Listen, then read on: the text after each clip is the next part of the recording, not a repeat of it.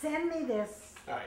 to And then- AOL, so that's where I can. Yeah, You want and me to cut and paste it in. Cut and paste it into an email Yeah. also. Okay. Yeah, because that's otherwise. she doesn't do I don't know how to attachments. get anything. No, she else. doesn't. She doesn't do attachments. I'm so bad. That's all right. Richard is mortified.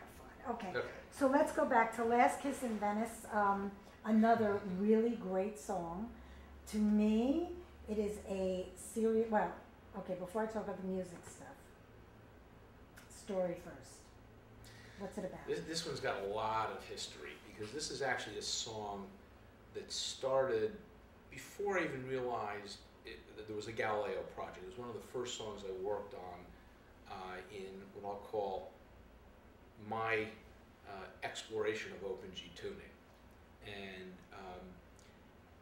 one anecdote, which I think I'm just going to put it down. You can decide to do it. It's I had not yet met Joe Lynn Turner, and Alan and I worked on this, and he really kind of liked the fingering, and it's really kind of very different for OpenG tuning. Most people think in terms of OpenG tuning of Counting Crows, Rolling Stones, kind of that hard driving, rock and roll. The voicings and the fingering I was playing around with and sort of discovering, not knowing what I was doing, was very, very different. And that's one of the things I think that appealed to both Alan and Joe Lynn, even though I hadn't met him yet. But Alan came over one night, and I had written the music first, very clear on this song. I did the music first without the lyrics. I had a notion that the song would be called Last Kiss in Venice. But that was, I literally had writer's block on this song and couldn't crack the lyrics for a long time. I did come up with a first line, which was, I can still see on those calm moonlit waters. And that one line actually was the same cadence as my high school anthem, which, believe it or not, it's no longer even the high school anthem, but it went something like, softly the moonlight bathes her old walls. So it was the da-da-da-da-da-da-da-da-da, and that was the cadence. And I struggled with the lyrics for a long time, and Alan and I, this is before we'd even put in his home recording studio, so we were doing off these old Tascam with, DAT tapes, and it was very, very early on. This is probably 1998. But Alan had a bass player come over one night to do a recording session. Alan hadn't quite decided he would be the bass player for all of our music, and he had a bass player named Ivan who came over. And it was probably the worst experience of my life, where Ivan's a professional bass player, I was sort of the amateur musician. Alan was kind of learning how to do the recording, we couldn't get the equipment to work, and I just remember Ivan saying to me, "What's this song about?" And I said, "Well, I think it's called Last Kiss in Venice." He said, "Well, tell me about the song." And I hadn't written the lyrics, and I was sort of blocked, and it became really, he turned to Alan and said, "I can't do this, I can't do this." And Alan was having trouble with the equipment, and we ended up actually not recording anything. It was such a bad experience. That was almost the end of my musical career. It was that bad. And so fast forward to Joe Lynn Turner, who was a pleasure and a delight. Joe came over here one night, and after having, I don't know, I must have had this song floating around for 2 years, Joe Lynn came over, just the two of us, and we sat down in my guitar room at the time, no longer exists, and in 20 minutes, we banged through the whole song and just broke this writer's block for 2 years. And we together did the lyrics to Last Kiss in Venice. Well, let me ask you a question. How could you have possibly known what the title of the song was if you didn't have any idea what the song was about? Well, it was Last Kiss in Venice, and the only image I had, actually I did have an image, was someone had told me about the Bridge of Sighs. And as this very, it's a bridge in Venice that's one of the great architectural motifs, images, icons in architectural history that connects a prison. But the idea of taking a gondola under the Bridge of Sighs, that was it. So I had Last Kiss in Venice was really about a kiss under the Bridge of Sighs. That was it. I couldn't get any further than that. Have you never been to Venice? Yeah. Oh, had you not seen this? I saw The Bridge of Sighs. After you wrote the song or before? No, before. Okay, so how did it connect with the Galileo Well, story? it just so happens, Galileo, part of the story, was in Venice. And so ultimately, as I'm describing to Joe, hey, why don't we, you know, Last Kiss in Venice, Galileo, it's a great unfinished song, it fits into the story, and we really turned it into, it fit in perfectly. So this was a song that really wasn't even intended initially to be part of Galileo, but fit in like a glove. And who's singing it, and what does it say? It's Galileo, and this was really the breakthrough. I couldn't even figure out for sure, was Galileo singing this to his daughter, but we really didn't have a song about his mistress, Maria Gamba. And it's really Galileo. They came from two different worlds. She was sort of a barmaid. He was becoming famous and dealing with the royalty and with the popes and the cardinals. And while they had a very, very long-lasting affair and 3 children out of wedlock, this was really that moment as Galileo was leaving her and saying, I have to follow my own path. But he's also singing about, you know, how hard it is. You know, now I just can't live without you. And that was kind of where Joe came in, and we just literally, I think we did 20 minutes, and just the whole thing came together.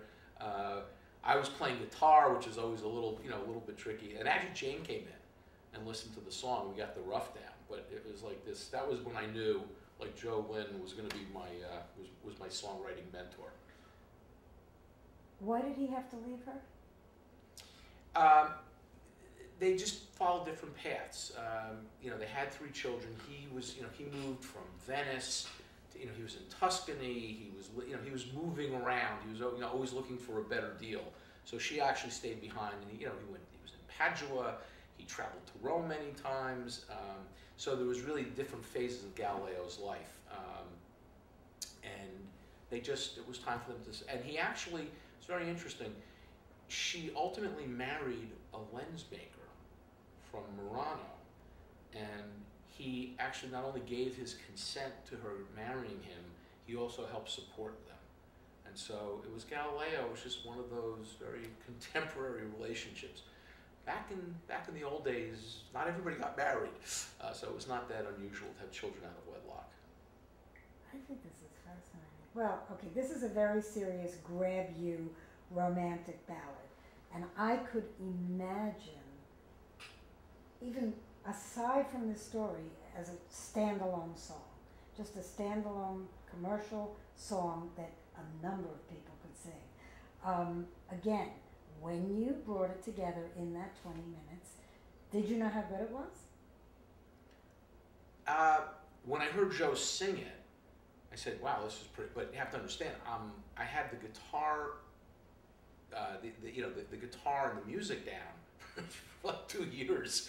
And like, I didn't know how to move this song forward lyrically.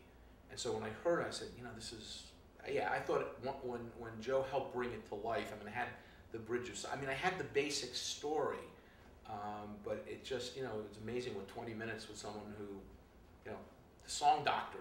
And that's when that was kind of like, gee, we really could do this. But when you say you had the music, did you have the melody line that he sang, or you just had the chords and you had to imagine the melody line in there, or you had the melody? The melody line in this song was actually, you know, I wrote the melody actually on guitar.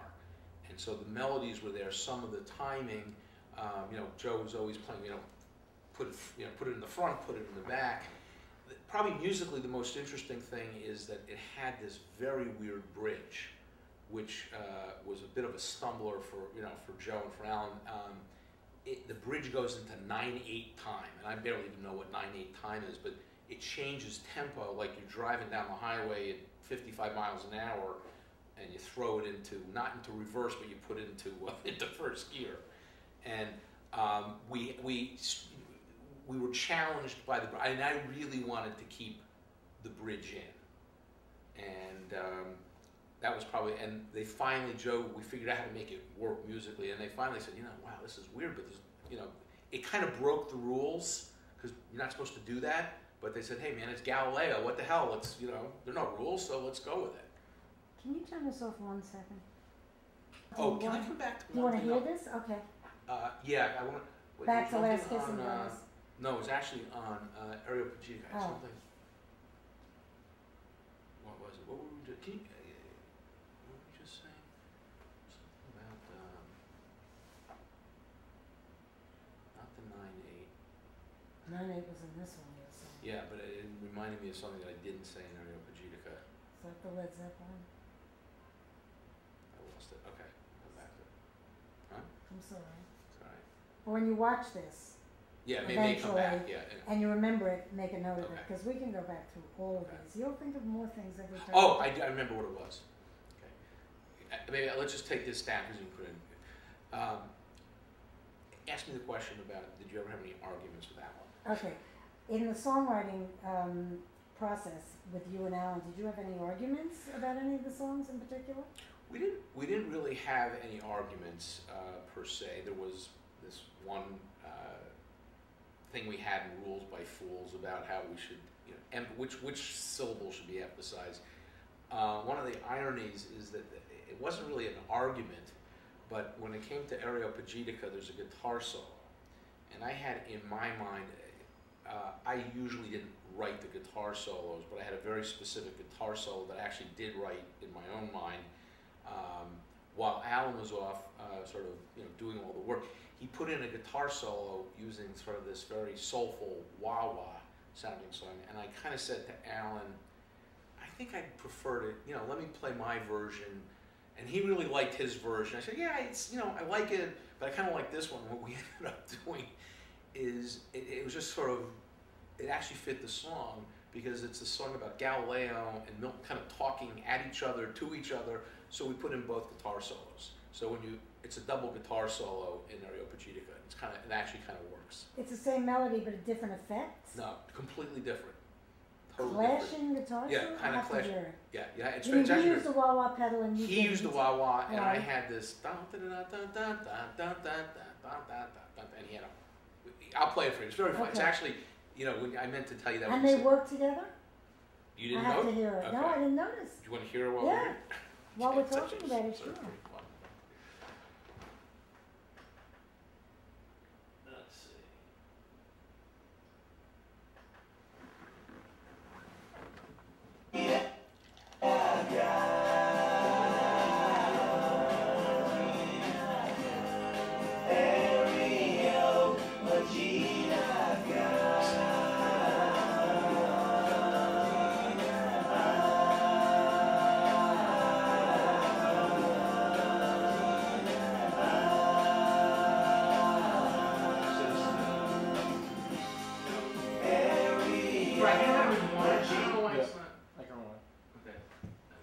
See, that's the other thing about the iPod I hate is you can't control it.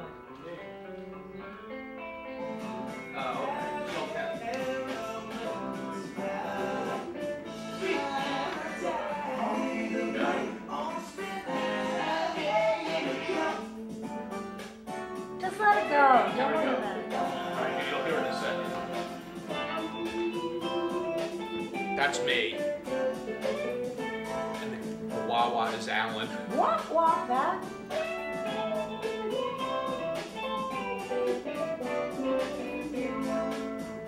There's two solos. That was it.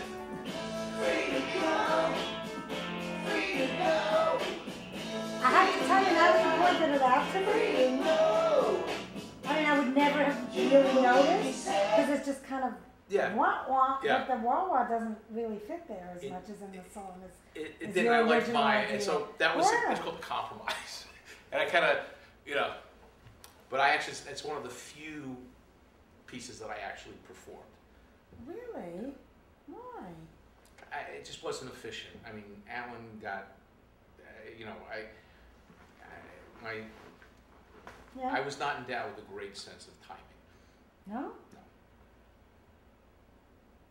But you wrote all this stuff. But you don't have to write in time. Yeah, you do. You gotta get the rhythm of No, the no, song but right. I guess writing-wise, but performing in time is different than writing in time. So.